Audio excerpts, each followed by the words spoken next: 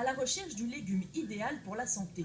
Caché entre aubergines et fenouil, le voici enfin, le brocoli.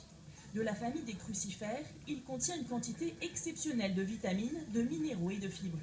Des atouts nutritionnels qui peuvent rapidement disparaître lors de la cuisson. Au revoir, bonne journée. Comment vous faites cuire les brocolis?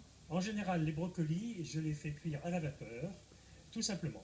Je fais cuire les brocolis à l'eau, moi. Comme des choux-fleurs, avec de l'eau salée, bouillie. Voilà.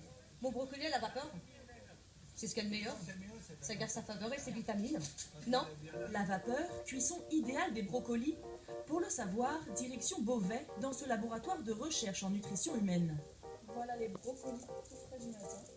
Ce chercheur va mesurer pour nous l'impact du mode de cuisson sur le taux de vitamine C du brocoli, qui en contient 2 fois plus qu'une orange quand il est cru. Première étape, couper les bouquets. Alors il est important de garder les pieds des brocolis. Et ce pied est particulièrement riche en vitamine C, donc on recommande vraiment de consommer, de cuisiner et de consommer ce pied. Aujourd'hui, 3 modes de cuisson sont testés. Certains brocolis sont placés dans des paniers vapeur, d'autres sont plongés dans l'eau bouillante. Quant aux derniers, ils sont cuits dans un micro-ondes. Alors, un peu d'eau au fond d'un récipient qui apportera la vapeur pendant la cuisson au micro-ondes.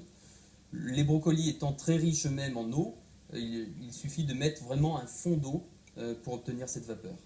À la vapeur, dans l'eau bouillante ou au micro-ondes, une dizaine de minutes plus tard, tous les brocolis sont cuits à une texture équivalente. Ils sont maintenant prêts pour l'analyse. L'eau de cuisson est aussi récupérée pour cette expérience. Donc là, on va broyer les brocolis pour en extraire la vitamine C. Cette vitamine C va aller dans l'acide métaphosphorique et on pourra ainsi doser la vitamine C dans cet acide. Un échantillon de ce mélange est prélevé et introduit dans ce petit tube. La manipulation est renouvelée pour chaque mode de cuisson. La vitamine C présente dans les échantillons est quantifiée dans un chromatographe. 10 minutes plus tard, les résultats apparaissent enfin. Sur ce test, nous voyons très bien que la vitamine C dans un brocoli cru est assez élevée. On est à peu près à 100 mg de vitamine C pour 100 g de portion. Dans un brocoli cuit à la vapeur ou cuit au micro-ondes, il nous reste quand même à peu près 80 mg de vitamine C pour 100 g de portion. Par contre, vous voyez en rouge ici que la vitamine C dans un brocoli cuit à l'eau est très faible, puisqu'on arrive à peu près à 50% de perte de vitamine C dans cette cuisson à l'eau, et vitamine C que nous retrouvons dans l'eau de cuisson, puisque vous voyez ici sur la dernière courbe une bonne quantité de vitamine C qui a été mesurée, quantifiée dans l'eau de cuisson, qui était jaune, que nous avons vue en cuisine.